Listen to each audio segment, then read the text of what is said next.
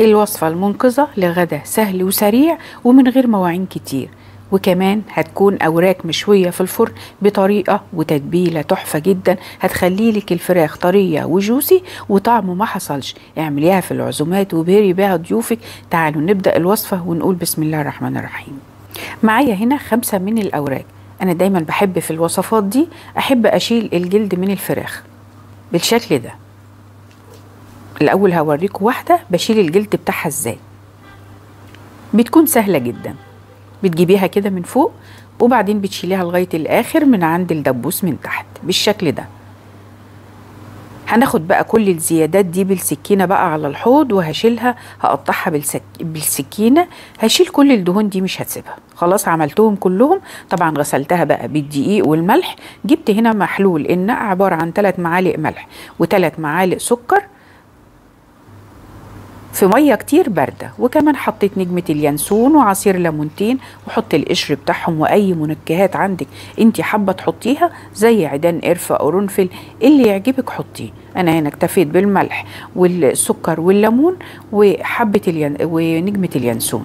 الفراخ دي بقى قلت لكم قبل ما احطها هنا في الميه غسلتها بالملح والدقيق كويس جدا وسبتها حوالي ساعه. وعلى ما تتنقع تعالوا نحضر التتبيلة. عبارة عن 3 معالق كبار من دبس الرمان، ومعلقتين كبار من الباربيكيو صوص، و4 معالق كبار من الصلصة البيتي، وعصير 2 ليمونة. لو صلصة جاهزة كفاية معلقتين بس، وعصير ليمونتين. كمان نص معلقة كبيرة من البابريكا، ومعلقة صغيرة ممسوحة من البهارات ال7، ومعلقة صغيرة من بهارات الدجاج من باب الشام، ونص معلقة صغيرة من الفلفل الأسود، ونص معلقة صغيرة من البقدونس المجفف. البقدونس المجفف ده بيبقى في علب اللي هي بتكون باب الشام، بتجيبيها من أي سوبر ماركت كبير بتكون موجودة، وبيبقى طعمها حلو جدا في التتبيلات. كمان هحط معلقة كبيرة من العسل الأبيض، ومعلقة كبيرة ممسوحة من الملح، وهقلب بقى التتبيلة دي كويس جدا لغاية ما الاقي الخليط عندي متجانس زي ما هنشوفه دلوقتي بالشكل ده.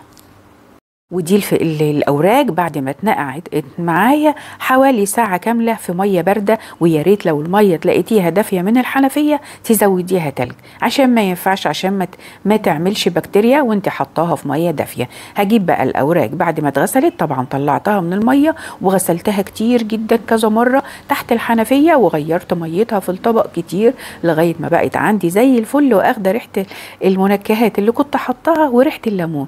حطيتها في الصينية اللي هستخدمها، وحطيت عليها التتبيله اللي عملتها، ومسكت ورك وتبلته بالشكل ده. شلت الاوراق وهحط حوالي 2 من البطاطس ترانشات، وكمان بصلتين نفس التقطيعة، وكمان الجزر اللي عندي متفرزن طلعت منه حوالي كده جزرتين، مجرد انا حطاهم علشان يحموا الفراخ من تحت. يعني دي صينية الاوراق بتكون هي تعمليها صينية اوراق بس، انا دايما بعملها صينية اوراق بس، لكن النهاردة حبيت ازود علشان تبقى وجبة متكاملة، ما تعمليش حاجة تاني. يبقى البطاطس مع الجزر والبصل والفراخ مع بعض. حط عليها بقى من فوق كده عندك رشة من زيت الزيتون بالشكل ده. دخليها بقى الفرن لغاية ما تاخد الحرارة كده بتاعة الفرن تسخن كده شوية. طلعيها بقى وخدي من الصوص اللي هو نزل كده. طبعا انا تبلت الفراخ، البطاطس كان في الصينيه الصوص، ادعكتها فيها وحطيت عليها الاوراق، هتنزل الصوص اللي عليها برضو على البطاطس، هتاخد من طعم تتبيله الفراخ ومن طعم الفراخ، هيبقى طعمها حلو جدا. انا خدت من الصوص كده وحطيت على الفراخ من فوق، غليت ميه في الكتل ونزلت بقى الميه، بس نزليها من الجنب عشان ما تنزليش الصوص من على الفراخ او من على البطاطس. دخليها تاني الفرن، يعني حطيها اول نص ساعة كده على درجة عالية، وبعد كده هدي عليها النار علشان تستوى براحتها، وبعد كده تاخد وش. من وقت للتاني طلعيها وخدي من الصوص ده، ولو لقيتيها ما استوتش وعايزة مية تقدري تزوديها مية وتعملي لها صوص، وتاخدي من الصوص تاني وتعمليها. بصوا بقى ده اخر صوص عملته. بعد الفراخ ما استوت كويس جدا هي والبطاطس، دول عبارة عن معلقة كبيرة من الزبدة ومعلقتين من دبس الرمان، دخلتهم في الميكرويف دابوا، وبعد كده خلطتهم مع بعض ودهنت بيهم الفراخ ونزلتهم تحت الشواية، وطلعت معايا بالشكل ده، ريحة وطعم وكمان لون ما حصلش. بجد خطير، بجد أكلة منقذة وبتخلص على طول، ما بتاخدش منك وقت خالص. بصوا بقى أنا عملت جنبها رز أبيض بالشكل ده، بولة صغيرة مع القطع مع ورك مع شو قطعتين من البطاطس، وجبة حلوة قوي حتى كمان للي بيعملوا الدايت بتكون حلوة جدا بالشكل ده. بصوا بقى، وخدت عودين من الكزبرة اللي أنا زرعاها، شايفين شكلها حلو ازاي، وحطيتها على الرز بالشكل ده. تعالوا بقى نشوف الفراخ مع بعض قد ايه مستويه وجوسي. بصوا في حاجه مهمه ما قلتلكوش عليها، انتوا لازم الاوراق دي تشرحوها، يعني تعملوا لها فتحات علشان تشرب من التتبيله كويس قوي.